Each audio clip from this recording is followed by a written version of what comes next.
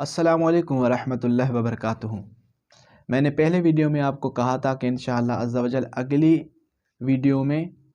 اس موضوع پر اوراد و وظائف کے موضوع پر آپ کو سونے کی وہ دعائیں بتاؤں گا جس کے بارے میں نبی علیہ الصلوۃ والسلام نے فرمایا جو بھی یہ دعا پڑھے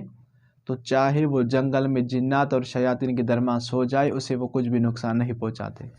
حضرت فاطمہ بنت رسول اللہ صلی اللہ تعالی علیہ وسلم فرماتی ہیں کہ نبی علیہ الصلوۃ والسلام نے مجھے یہ دعا سکھائی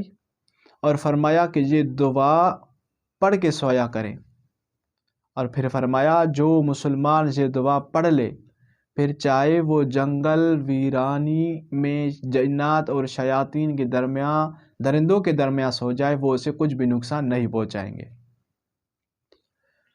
دوسری حدیث سنیں۔ حضرت ابو ہریرہ رضی اللہ تعالی عنہ فرماتے ہیں کہ نبی علیہ الصلوۃ والسلام نے فرمایا جو بھی شخص تم میں سے سوتا ہے تو شیطان اس کے گدی پر 3 گرہیں لگا دیتا ہے۔ نبی علیہ الصلوۃ والسلام نے فرمایا جو بھی بندہ رات کو جاگ جائے پھر ذکر اللہ کرے تو اس کے ایک گرہ کھل جاتا ہے، اور پھر وضو کرے تو اس کی دوسری گرہ کھل جاتی ہے، اور جب نماز پڑھے تو وہ اس کی تیسری گرہ کھل جاتی ہے، اور وہ صبح تر و تازہ ہو کر اٹھتا ہے۔ اگر کوئی نہیں اٹھے